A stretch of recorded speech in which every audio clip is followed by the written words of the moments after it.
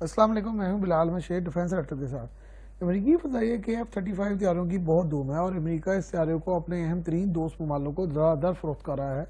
لیکن حال ہی میں ایک امریکی ادارے نے رپورٹ شائع کی ہے جس میں کہا گیا ہے کہ F-35B اور C شدید ایئر پریشر میں اس قدر خطرناک ہو جاتے ہیں کہ ان کے ایئر فریم جو ہے وہ ڈیمیج ہو سکتے ہیں اور پائلٹ شدید دباؤ محسوس کرتے ہیں، جس سے ان کے کانوں اور ناک میں شدید دباؤ آ جاتا ہے اور اس پر شدید اثرات مرتب ہو رہے ہیں۔ طیارہ بردار جہازوں پر لینڈنگ کے دوران بھی اکثر پائلٹوں کے ہیلمٹ پر نصب کیمرے جو ہیں وہ کام کرنا بند کر دیتے ہیں، اور اس کے علاوہ مزید 13 انتہائی خطرناک خرابیاں جو ہیں وہ اس رپورٹ میں بیان کی گئی ہیں جو کہ کانگریس کو پیش کی گئی ہیں۔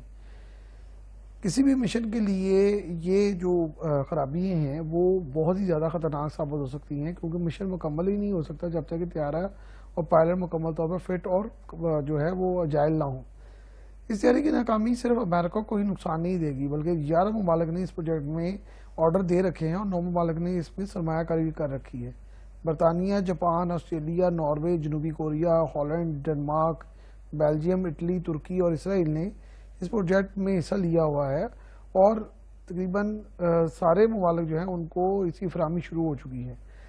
ترکی، جس کو اس پروگرام سے نکال دیا گیا تھا کیونکہ ترکی نے روس سے S-400 میزائل خریدے تھے، وہ بہرحال کافی حد تک اس میں فائدے میں رہ گیا ہے، کیونکہ اس کا اپنا 5th جنریشن کا طیارہ جو ہے وہ کامیاب ہو گیا ہے اور اب اسے اس طیارے کی کامیابی اور ناکامی سے کوئی فرق نہیں پڑتا، جبکہ باقی ممالک کو ان طیاروں کی فراہمی جو ہے وہ شروع ہو گئی ہے اور مسائل جو ہیں وہ جو کہ تو ہیں، اگرچہ کم کیے جا رہے ہیں لیکن پھر بھی کافی اس پہ خرچہ آ رہا ہے۔ جنوبی کوریا نے اس وجہ سے طیارہ سازی کا آغاز ملکی طور پر کر دیا اور انہوں نے اپنا 5th جنریشن طیارہ بھی بنا لیا ہے۔ جاپان اور برطانیہ جو ہے وہ گلوبل ایئر کرافٹ پروجیکٹ میں شامل ہو گئے ہیں اور انہوں نے آہستہ آہستہ اپنے ملکی طور پر بنانے والے طیارے جو ہیں وہ اس کا سسٹم کا آغاز کر دیا ہے، جبکہ دیگر ممالک کو جو کہ اس پروجیکٹ میں شامل تھے F-35 کے، ان کو طیاروں کی اپ گریڈڈ ورژن جو ہے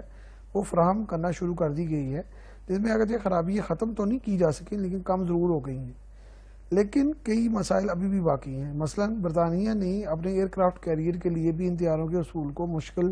قرار دے دیا ہے، کیونکہ برطانیہ ان طیاروں کے لیے اپنے تمام طیارہ بردار جہازوں کو نئے سرے سے ڈیزائن نہیں کر سکتا اور پھر کافی خرچہ آتا ہے۔ تو ابھی برطانیہ بھی جو ہے وہ اپنی نیوی کے لیے یہ طیارے خریدنے سے ابھی رک گیا ہے۔ حالیہ مشقوں میں بھی یہ بات ثابت ہوئی ہے کہ چین کے J-20 اور روس کے Su-57 میں جو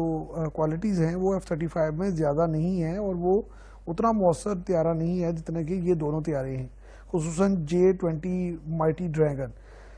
F-35 کی قیمت $135 ملین فی طیارہ ہے، اور اس صورتحال کے پیش نظر امریکی ایئر فورس نے F-16 وائپر اور F-15 GE متعارف کروائے ہیں، جو کہ بالکل نئی ورژن ہے ان دونوں طیاروں کی، اور ان کو ریٹائر کرنے کا جو پروگرام تھا وہ بھی روک دیا ہے تاکہ F-35 کی ناکامی یا پرابلم کی باعث ان کو پراپر بیک اپ فراہم ہو سکے اور فوری طور پر جو ہے وہ یہ نہ ہو کہ ان کو پاس کوئی طیارہ ہی باقی نہ